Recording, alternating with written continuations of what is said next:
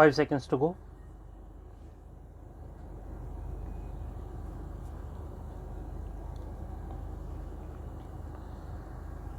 Start. Honorable members, the Indian pharma sector has also proved its mettle during the corona period. Presently, products of Indian pharma companies are reaching more than 180 countries. However, there is a wide range of opportunities for India in this sector. The PLI scheme announced by my government for the pharma industry will further expand the opportunities and will also provide impetus to research. Yoga, Ayurveda, and traditional medical practices are also becoming increasingly popular due to the efforts of the government. The country used to export Ayush products worth rupees 6,600 crore in 2014. This export has now increased to more than rupees 11,000 crore.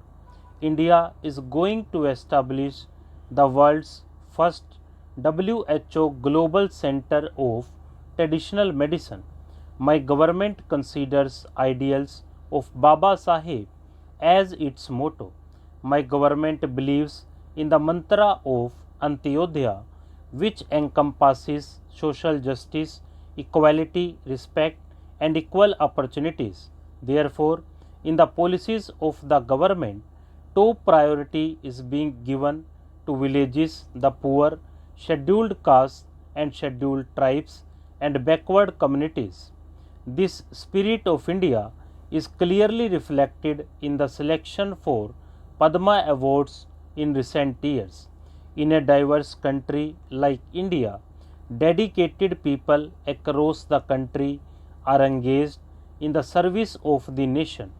They reflect the strength of India. Several major countries have experienced scarcity of food grains and faced starvation during the corona crisis, but my sensitive government ensured that nobody remained hungry during the worst pandemic in 100 years. My government is providing free ration to each poor household every month under the Pradhan Mantri Garib Kalyan Ann Yojana. This is the world's largest food distribution program with an outlay of rupees 2,60,000 crore, reaching out to 80 crore beneficiaries for 19 months. Being fully sensitive to the present circumstances, the government has extended this scheme till March 2022.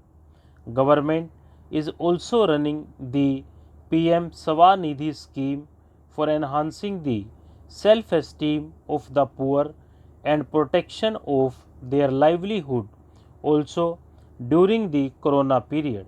This scheme is proving to be very useful for the street vendors. Under this scheme, more than rupees 2,900 crore have been provided to 28 lakh street vendors. The government is also connecting these street vendors with online food delivery companies. Further, government has started the e-Shram portal. Honorable members, my government considers provision of basic amenities as a means of empowering the poor and enhancing their dignity. More than 2 crore Pakka houses have been provided to the poor under the Pradhan Mantri Awas Yojana as a result of the efforts made in the last few years. Under the Pradhan Mantri Awas Yojana Gramin, 1 crore 17 lakh houses have been approved at a cost of about rupees 1.5 lakh crore in the last 3 years. Launched with the aim of Har Ghar Jal, the Jal Jeevan Mission has brought about a huge difference in the lives of the people. Nearly 6 crore rural households have been provided tap water connection despite the constraints imposed by pandemic. It has been of huge benefit for the women, sisters and daughters in our villages. The Swamitva scheme, launched to provide property documents to people in rural areas, is also an extraordinary initiative. So far, more than 40 lakh property cards have been issued in 27,000 villages under this scheme. These property cards are not only preventing disputes but are also assisting rural population in accessing banking support. My government is working continuously to empower the farmers and the rural economy of the country. Despite the pandemic, our female produced more than 30 crore tons of food grains and 33 crore tons of horticulture produce in 2020-21. The government made record procurement to match the record production. The government procured 400 lakh metric tons of wheat during the Rabi season, benefiting about 50 lakh farmers. A record quantity of about 900 lakh metric tons of paddy was procured during Kharif season, benefiting 1 crore 30 lakh farmers. Our agriculture exports have also reached a record level due to the efforts of the government.